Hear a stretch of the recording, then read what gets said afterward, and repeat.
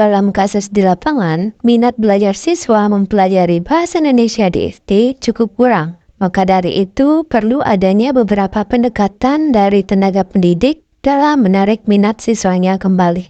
Dalam sekolah dasar, pada umumnya pembelajaran bahasa Indonesia di SD dibagi menjadi dua kelompok, yaitu peringkat pemula dari kelas 1 sampai kelas 3 dan peringkat lanjutan dari kelas 4 sampai kelas 6. Nah, karena adanya perbedaan peringkat tersebut, penerapan pembelajaran bahasanya pun juga berbeda, dikarenakan sasaran dan tujuan pengajarannya berbeda. Bagi peringkat pemula, penguasaan keterampilan membaca, menulis, permulaan dan menyimak, berbicara tingkat sederhana bertujuan untuk mengarahkan pada pelatihan penggunaan keterampilan berbahasa yang lebih kompleks dan mendekati kenyataan. Nah, pada kelas 4 sampai kelas 6, pembelajaran yang ditunjukkan dimaksudkan untuk melatih dan mengembangkan penguasaan keterampilan berbahasa murid secara integral yang meliputi keterampilan menyimak, berbicara, membaca, dan menulis. Dalam pembelajaran bahasa Indonesia, tugas pendidik yang paling utama yaitu mengkondisikan lingkungan belajar dan juga menggunakan strategi atau pendekatan yang efektif dalam menerapkan suasana pembelajaran yang kondusif. Pendekatan pembelajaran itu diartikan sebagai sudut pandang terhadap suatu proses pembelajaran yang merujuk pada pandangan tentang terjadinya proses yang sifatnya masih umum untuk menginspirasi dan menguatkan pemilihan strategi dan metode pembelajaran dengan cakupan teoritis tertentu. Dalam pembelajaran bahasa Indonesia, ada banyak sekali pendekatan yang bisa dilakukan untuk menciptakan lingkungan belajar yang kondusif. Yang pertama yaitu pendekatan formal. Pendekatan formal adalah pendekatan klasik dan tradisional yang didasarkan bahwa pembelajaran bahasa merupakan kegiatan rutin yang konvensional. Nah, dengan mengikuti cara-cara yang telah biasa dilakukan berdasarkan pengalaman dan tidak memiliki latar belakang yang teoritis. Menurut pendekatan ini yang dikemukakan oleh Semi, pembelajaran dimulai dengan rumusan-rumusan teoritis, kemudian diaplikasikan dengan contoh-contoh pemakaiannya. Contohnya yaitu mengajarkan struktur kalimat seperti subjek, predikat, dan juga objek dengan memberikan contoh-contoh yang jelas di mana siswa dapat diminta untuk mengidentifikasi bagian-bagian kalimat dalam teks yang diberikan. Pendekatan yang kedua yaitu pendekatan struktural. Pendekatan struktural merupakan pendekatan bahasa yang dilandasi oleh asumsi bahwa bahasa adalah seperangkat kaidah. Oleh karena itu, pembelajaran bahasa harus mengutamakan penguasaan kaidah-kaidah bahasa dan pembelajarannya lebih menekankan pada pengetahuan tentang fonologi, morfologi, dan juga sintaksis. Kelebihan dari pendekatan ini adalah siswa akan semakin cermat dalam menyusun kalimat karena mereka memahami kaidahnya. Contohnya, yaitu di dalam mengajarkan struktur kalimat seperti subjek, predikat, dan juga objek dengan memberikan contoh-contoh yang jelas. Nah, dalam hal ini, siswa dapat diminta untuk mengidentifikasi bagian-bagian kalimat dalam teks yang telah diberikan. Pendekatan yang ketiga yaitu pendekatan komunikatif atau pragmatif. Nah, pendekatan ini lahir akibat adanya ketidakpuasan para praktisi atas hasil yang dicapai oleh metode tata bahasa, terjemahan, yang hanya mengutamakan penguasaan kaidah tata bahasa, mengesampingkan kemampuan berkomunikasi sebagai bentuk akhir yang diharapkan dari belajar bahasa. Di mana contohnya, yaitu siswa diajak berdiskusi tentang topik menarik, seperti acara terbaru di sekolah ataupun peristiwa di sekitar mereka. Pendekatan keempat merupakan pendekatan keterampilan. Nah, di mana dalam belajar diperlukan keterampilan intelektual, sosial, dan juga fisik. Nah, ketiga keterampilan inilah yang mendasari pembelajaran dengan pendekatan keterampilan proses. Keterampilan proses berfungsi sebagai alat menemukan dan mengembangkan konsep. Nah, konsep yang telah ditemukan dan juga dikembangkan berfungsi sebagai penunjang keterampilan proses. Contohnya yaitu di mana siswa diminta untuk menulis cerita pendek berdasarkan gambar yang telah diberikan. Nah, dalam gambar tersebut, siswa diminta untuk mendeskripsikan tentang gambar yang diberikan. Nah, dalam hal tersebut akan membantu mereka untuk berlatih merangkai kalimat dan juga mengekspresikan ide. Yang selanjutnya yaitu ada pendekatan rasionalis. Nah, pendekatan ini dikenal sebagai aliran mentalis, adapun asumsi-asumsinya adalah Manusia adalah satu-satunya yang dapat belajar bahasa. Nah, bahasa yang hidup adalah bahasa yang digunakan dalam berpikir. Bahasa yang hidup ditandai oleh kreativitas yang dituntut oleh aturan-aturan tata bahasa. Nah, aturan-aturan tata bahasa berkalian dengan tingkah laku kejiwaan. Dengan pendekatan ini muncullah metode verbal aktif yang merupakan perbaikan dari metode langsung. Adapun contohnya yaitu pada materi pemecahan masalah, dalam menyusun paragraf, guru memberikan tugas kepada siswa untuk menyusun sebuah paragraf berdasarkan informasi yang telah diberikan. Nah, misalnya, siswa diminta untuk menyusun paragraf tentang pentingnya menjaga kebersihan. Nah, dengan memperhatikan urutan logis dan hubungan sebab dan akibatnya. Nah, dalam tugas tersebut, itu dapat melatih siswa dalam berpikir secara terstruktur dalam penyampaian suatu gagasan.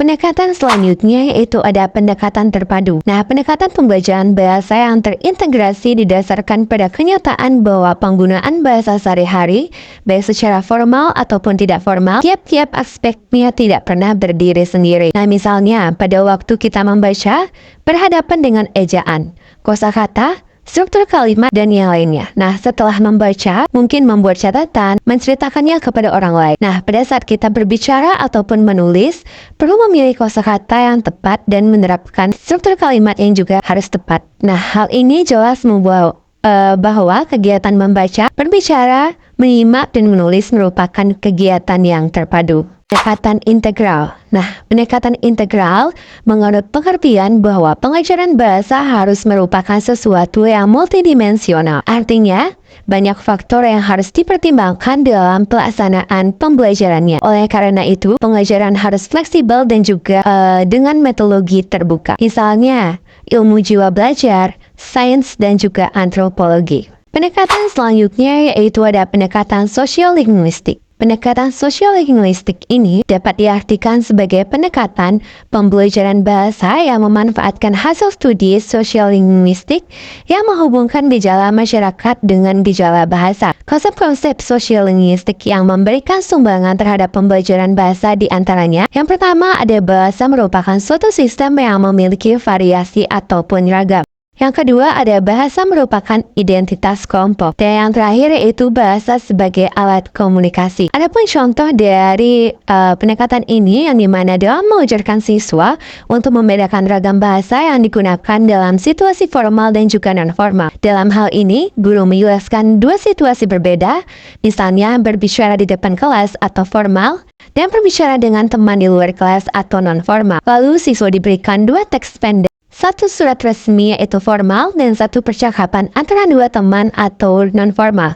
Nah, setelah itu, siswa diminta membandingkan bahasa yang digunakan, termasuk kosakata dan juga gaya bahasanya. Ada pendekatan psikologi. Nah, pendekatan psikologi dalam pembelajaran bahasa menelaah bagaimana peserta didik dapat belajar bahasa dan bagaimana peserta didik sebagai individu yang kompleks. Nah, asumsi psikologi dimanfaatkan dalam pembelajaran bahasa terutama dalam penyusunan strategi pembelajaran. Pendekatan selanjutnya yaitu ada pendekatan behaviorisme. Nah, kelompok ini berpandangan bahwa proses penguasaan kemampuan berbahasa anak sebenarnya dikendalikan dari luar sebagai akibat berbagai rangsangan yang diterapkan lingkungan kepada si anak. Nah, kemampuan berkomunikasi anak melalui bahasa dan dasarnya sangat ditentukan oleh stimulus respon dan juga peniruan-peniruan. Contohnya yaitu guru memberikan sebuah teks sederhana untuk dibaca oleh siswa.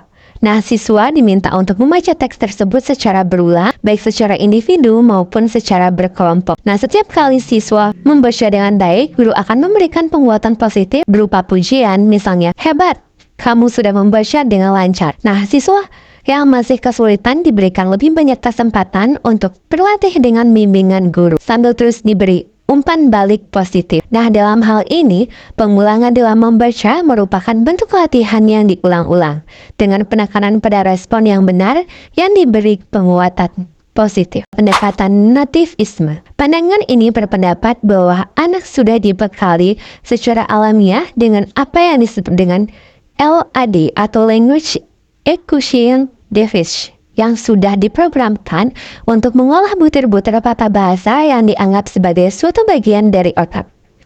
LAD membekali anak dengan kemampuan alamiah untuk dapat berbahasa. Contohnya, Guru menciptakan situasi di mana siswa terlibat dalam percakapan alami, seperti sesi diskusi kelompok ataupun berbicara tentang pengalaman mereka selama akhir pekan. Misalnya, guru menanyakan kepada siswa, apa yang kamu lakukan kemarin? Dan membiarkan siswa merespon secara bebas, tanpa mengoreksi kesalahan kecil dalam tata bahasa mereka. Nah, fokusnya adalah membiarkan siswa berbicara sebebas mungkin dan mengembangkan kemampuan berkomunikasi mereka secara alami. Pendekatan whole language ini merupakan cara seorang anak belajar bahasa baik secara lisan maupun secara tulisan.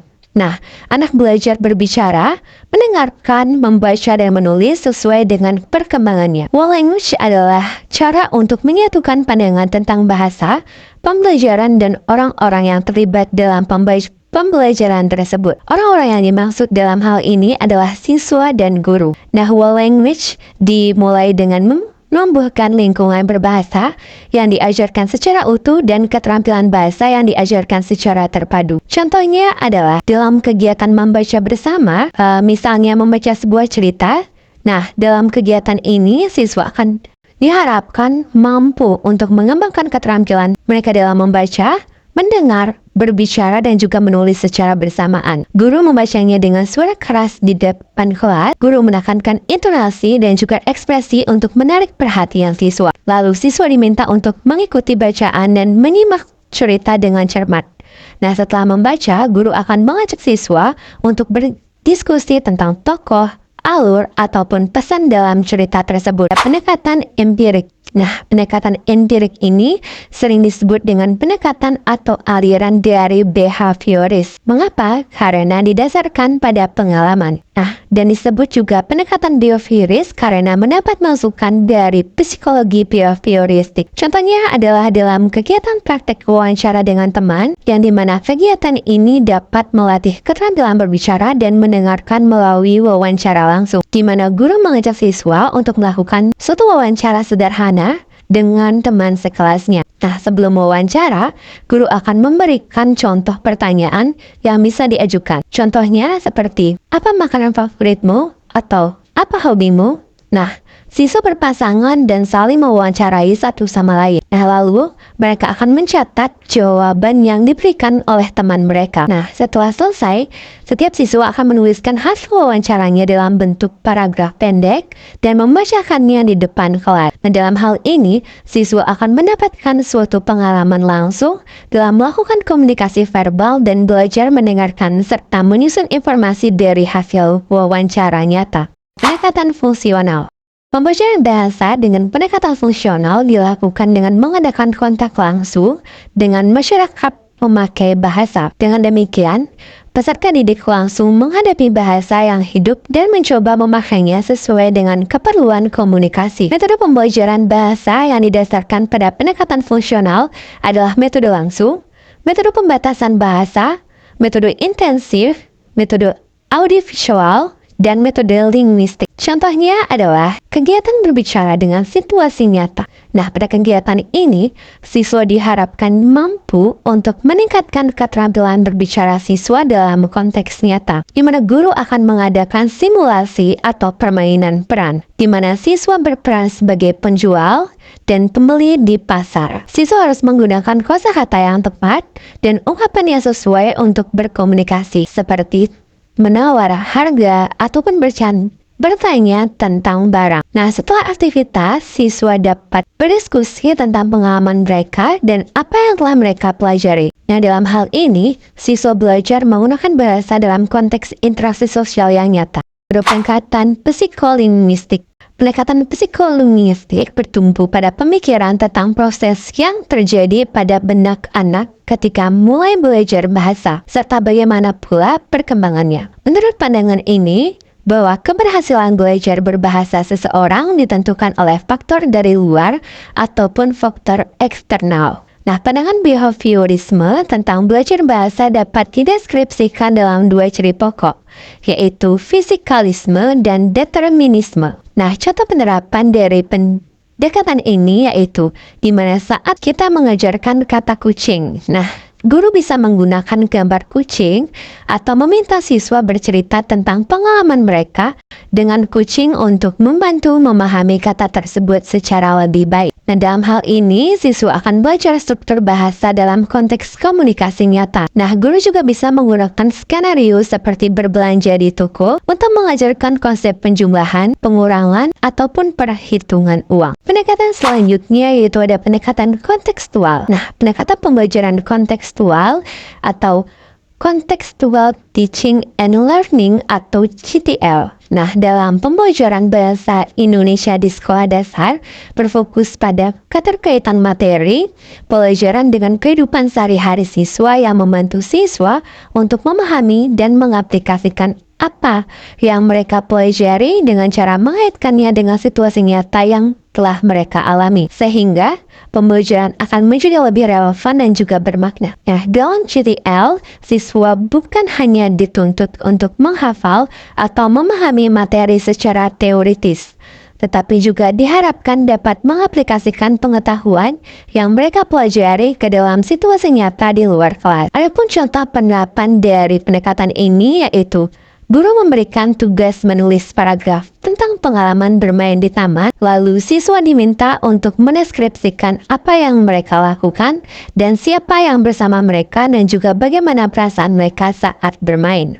Baik, pendekatan yang terakhir yaitu ada pendekatan saintifik. Pendekatan saintifik ini menekankan pada proses belajar yang berpusat pada siswa, di mana mereka terlibat aktif dalam mengamati, bertanya dan juga mengumpulkan informasi, menganalisis dan mengomunikasikan hasil. Nah, pendekatan ini bertujuan untuk mengembangkan kemampuan literasi siswa dalam berbagai aspek, seperti membaca, menulis, berbicara, dan menyimak, dengan cara yang lebih terstruktur dan berbasis bukti. Adapun contoh penerapan dari pendekatan ini yaitu guru bisa mengarahkan siswa untuk melakukan eksperimen sederhana. Nah, setelah banyaknya jenis-jenis pendekatan pembelajaran bahasa Indonesia di SD, pendekatan pembelajaran juga memiliki manfaat baik bagi guru ataupun siswa. Nah, yang pertama itu bisa meningkatkan keterlibatan siswa. Pendekatan yang interaktif dan kolaboratif seperti pembelajaran berbasis proyek atau diskusi kelompok dapat meningkatkan keterlibatan siswa. Ketika siswa aktif berpartisipasi, mereka lebih mungkin untuk memahami dan mengingat materi yang sudah dijelaskan. Yang kedua, mendorong pemikiran kritis dan kreatif. Pendekatan yang menekankan eksplorasi dan penemuan seperti pembelajaran berbasis masalah atau problem-based learning itu bisa mendorong siswa untuk berpikir kritis dan kreatif dalam memecahkan suatu masalah. Yang ketiga, memfasilitasi pembelajaran yang lebih mendalam. Pendekatan yang berfokus pada konsep seperti pendekatan konstruktivis memungkinkan siswa untuk membangun pengetahuan mereka sendiri melalui pengalaman dan refleksi, sehingga bisa memperdalam pemahaman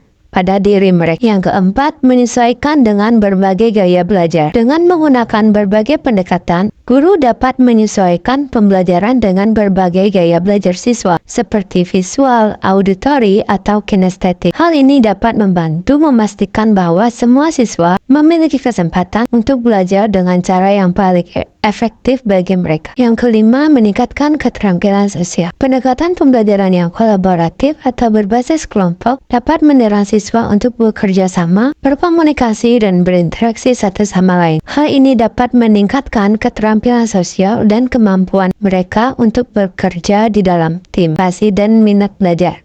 Pendekatan kontekstual seperti pembelajaran berbasis masalah yang berkaitan dengan kehidupan nyata dapat meningkatkan siswa untuk belajar.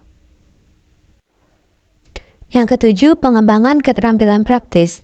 Pendekatan yang berbasis pada keterampilan seperti pembelajaran berbasis proyek atau praktik langsung itu bisa membantu siswa dalam mengembangkan keterampilan praktis yang bisa diterapkan dalam kehidupan mereka sehari-hari. Nah, dan yang terakhir, dapat membangun rasa percaya diri. Ketika siswa mengalami keberhasilan dalam pembelajaran mereka melalui pendekatan yang mendukung, mereka cenderung merasa lebih percaya diri dalam kemampuan mereka untuk belajar dan berprestasi.